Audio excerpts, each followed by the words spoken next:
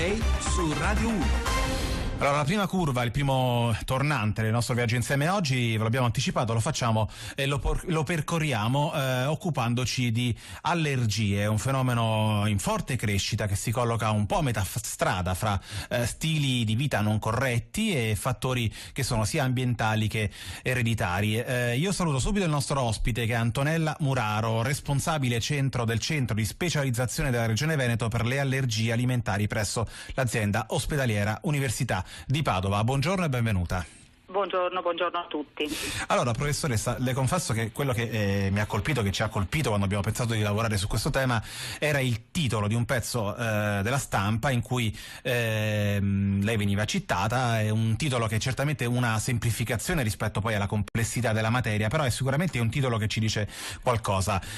Così ricchi da essere allergici a quasi tutto. Ecco, ci spiega meglio cosa vuol dire quel titolo? Vuol dire che il benessere economico, cioè i vantaggi che noi abbiamo da alcune conquiste sociali e alcune conquiste del mondo occidentale ci hanno esposto ad una deviazione del sistema immunitario verso reazioni a sostanze normalmente innocue. Quindi parlo per esempio di alimenti che normalmente tolleriamo, come il latte, l'uovo, il grano, la frutta secca, che a un certo punto diventano problemi e diventano dei fattori scatenanti di reazioni che possono essere anche molto gravi. Senta, professoressa, potenzialmente in futuro tutti noi potremmo patire per un'allergia a qualche sostanza, il trend è sicuramente in crescita. Volevo chiederle, ci sono alcune persone che sono più colpite di altre? Conta in questo caso possono contare fattori ereditari? Sì, c'è un aumento sicuro nella popolazione più giovane, quindi nei bambini e nei giovani adulti. Sì. E questo aumento nella popolazione più giovane soprattutto incide per le forme più gravi, quindi in parole povere sono colpiti un bambino su 4 e c'è un aumento di quelle che sono le manifestazioni più gravi, vale a dire reazioni che possono includere più alimenti o per esempio alimenti e insetti, alimenti e fattori ambientali come per esempio allergeni, l'acaro della polvere, i pollini. Questi aspetti fanno sì che ci sia una domanda crescente, perché appunto il 25% della popolazione pediatrica in questo momento soffre di allergie. C'è un bambino su 4 nella comunità europea e si pensa che nel 2025 un adulto su 2 soffrirà di complicanze croniche, di malattie allergiche insorte nell'età del giovane adulto.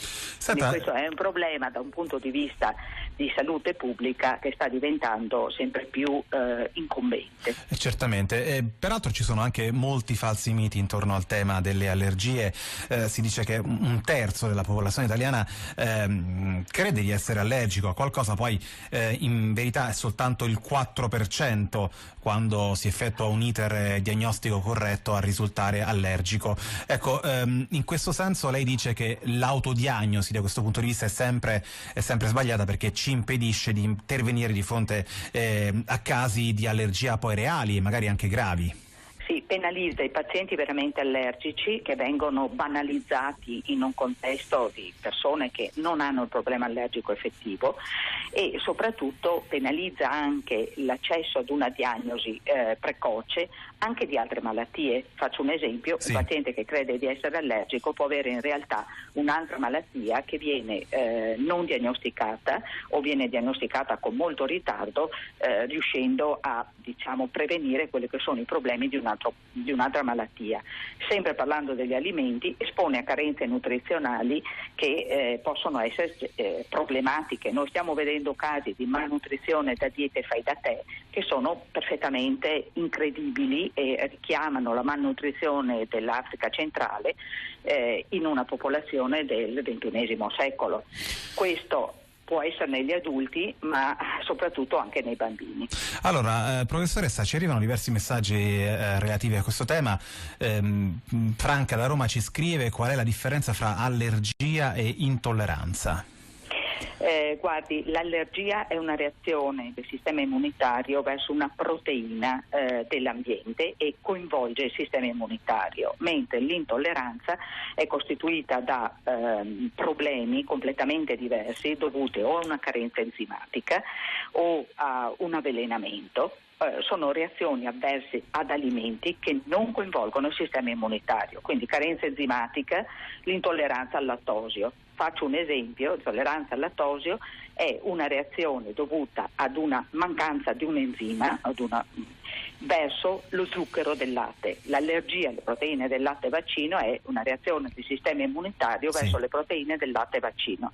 I sintomi per certi aspetti possono essere simili, per tutt'altri aspetti possono essere completamente diversi, quindi è fondamentale una diagnosi appropriata. Allora, in 30 secondi c'è un altro messaggio che ci arriva da Vittorio da Torino e ci dice qual è la figura medica che cura appunto questo tipo di patologia.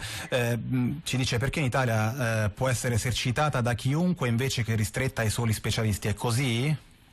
Sì, questo è vero, la figura medica professionale è l'allergologo, ma per motivi poco noti pare che l'allergologia sia una disciplina che tutti possono esercitare improvvisandosi, mentre per fare il cardiologo è importante andare a fare la scuola di specialità. Questa è una cosa fondamentale perché chi fa allergologia e immunologia clinica ha esercitato un percorso di 5 anni di scuola di specialità, esattamente come altri specialisti, e ha una valutazione, una possibilità di una valutazione globale del paziente affetto dalle allergie, che esula da chi fa il nutrizionista, il biologo o altre figure professionali del tutto rispettabili, che a volte intervengono nei processi diagnostici di queste malattie in maniera inappropriata. Allora, grazie davvero ad Antonella Muraro, lo ricordo per chi ci ascolta, responsabile del centro di specializzazione della Regione Veneto